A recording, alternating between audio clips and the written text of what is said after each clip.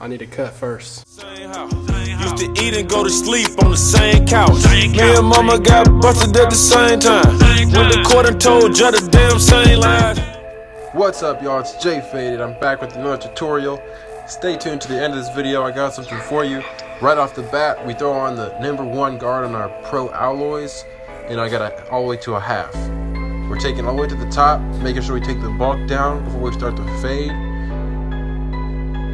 As you see, my camera was a no-go. Unfortunately, I had the wrong SD card, memory card in my camera, so I had to switch to my phone and improvise. But right here, we're back to the #1.5 guard.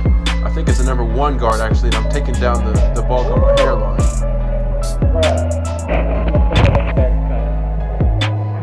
I wish I could see that. Slimline Pros with the middle of the edge up is where I'm always going to start, and I go to get the corners crispy. You saw me pointing to the corner. It's really important. Once you get the corner sharp, the full lineup will come together, and that's the first thing people notice about a haircut. I use my slim lines for the side here. I'm taking my first guidelines, and I'm starting to fade. You see Dunn asking me about the shop here, making sure I closed up the shop. I know usually the barber shops usually close around 5 o'clock, maybe 6 o'clock. That's not the case though at the Rich Barber Hair Studio. They probably close around 8 o'clock. Sometimes we're open all the way until like 10. It really just depends when everybody's last appointment is. You know what I mean? And right here I have my Andis Masters. The lever is open. I'm making sure I have enough room to fade this. And the clipper was brand new right here. They were cutting like butter. That's one thing I was lucky enough to have someone tell me, you know, Joel, you gotta either invest in your business or invest in yourself. So young barbers that have a lot of money laying around, don't hesitate to throw that into, you know what I mean, yourself. It's always gonna come back multiplied. Right here, the first thing I did was buy a bunch of clippers. So I have my this is before I had my purple guards. I went with the 1 guard open here to the top, and then I closed it. And now I'm just going up. Once you see I close it here, I'm going until I hear the hair being cut. One of the beautiful things about this clipper, the Andis Masters, is that you can really hear the hair. And as soon as you hear it cut, you just go down, and I'm just fading down from here. By this point, the fade is already completely come together. All I gotta do is get this little dark spot out here to make sure it's blurry. That's the 0 guard on the Masters now. Just playing with the lever, playing with the corner of the blade, making sure it's blurry, and pulling the fade together. And here I'm going with the same side, the same steps on the other side. Now this is what's always difficult, you know what I mean? Just 2 years ago I started this going all in, you know what I mean, with my haircuts. And the one thing I struggled with on my self cuts was always understanding how to use the other side of the mirror and, you know, do the back of my hair. And I guess just through repetition, really the law of repetition will get you through it. It's gonna become muscle memory at some point. Right here I have my blackout, my Andis T outliners, and I'm just clearing up the hair underneath the design. You know, balding out the haircut is an essential part of a haircut. There's a lot of ways you can do it. I'm gonna share some with you in this video. And one way is with your liners, but you know, depending on what ones you use, it can really beat them up over time. A lot of people use the Oster, the clipper with the detachable guards, and they'll use the 5-0, and that's gonna get it, you know, skin close. Another way is using a shaver. So here I have the Andis Profoil shaver, and a lot of these barbers that you see with the freshest haircuts, you know, they don't have the fear of balding it out, you know. So make sure if you're looking for that next step, maybe it could be that you haven't balded out your haircuts enough, you know. And right here I'm using my Andis Pro LIs, and I'm just touching up the design. Sometimes the design won't look as fresh if it's not as thick, so I'm making sure I didn't miss any hairs and just doing overall touch-up work. The slim lines are really a go-to clipper. I use them for almost everything. It's like a workhorse. Right here I'm using them for the beard, just cleaning up the hairs away from the lineup as I go in to detail it. And as long as you're changing out your blades, that's one of the Rich Barber commandments, you know what I mean? Keep your blades maintenance, and so keep your tools maintenance. So right here, you can see they're hitting very well.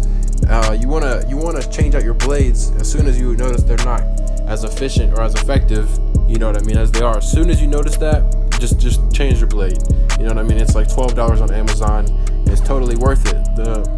Following that one commandment will change your barber career. You know what I mean? If you're following my channel and my journey, you know that I've been following these Rich Barber commandments, and they really revolutionized everything about my business, my barber career.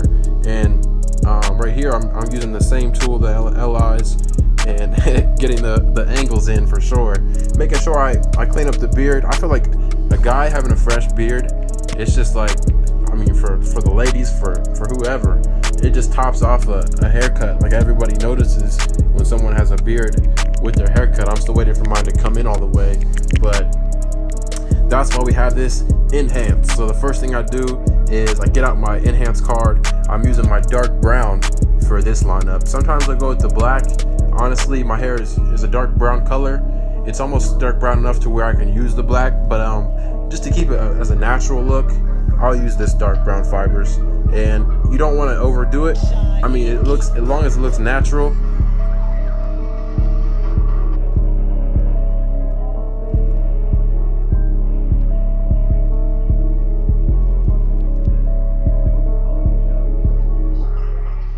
And the hold spray is what's gonna actually hold these fibers in. I'm doing my happy dance because, man, that cut is fresh. Once you comb through the hairs and you notice that the fibers are in place, that's when I feel like a lot of people, they tell you that fibers are this, fibers are that. It's one of those things where in this industry there's so much change, there's so much evolution.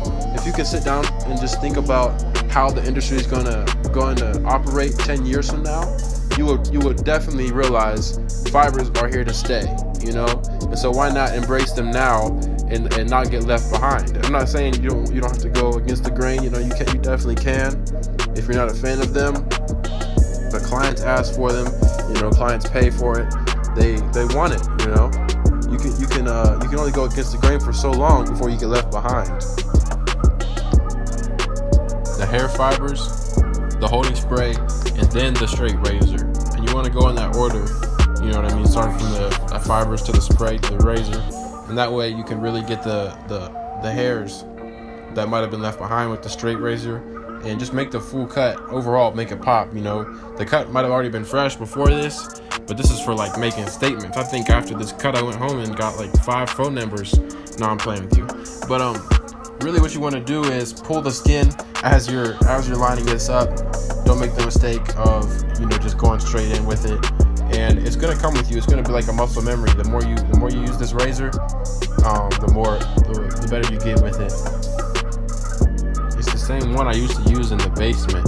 I actually had this razor since the beginning when I first started cutting hair. And I have a deep passion for anybody that's still in the garage. You know what I mean? I'm sacrificing myself in the direction of helping people, you know, that are still there, and helping get them out, you know. This is the finished product right here. I've been cutting my hair for a long time. If you guys been following the journey, you know that I get a lot of more joy out of helping people, you know. I'd rather help someone than just myself accomplish things, you know. In part 1, my barber story, the documentary part 1 shows you everything, you know. I try to be as transparent as possible with you guys, showing you exactly how I found the mentors that helped me move, you know, from Ohio to my dream shop here in California, finding mentors like Chuka the Barber. And in my barber brand Playbook, you know, I spent 2 months putting everything I've learned all into one place. It wasn't easy, but I've literally put everything I've learned into one place, my experiences, what I've learned from people like Chuka the Barber and all the guys at the Rich Barber Hair Studio. And I just wanted to find a way to make it easier, you know, for someone to get all the advice. Instead of having to take 2 weeks to read a book, you can literally read it in one day and get it together, you know what I mean? So if you haven't got it yet, make sure you do. Send me a message and I'm going to shout you out on my story. I still answer all of my DMs, guys. I appreciate the love, the support, and I'm going to catch you on the next video.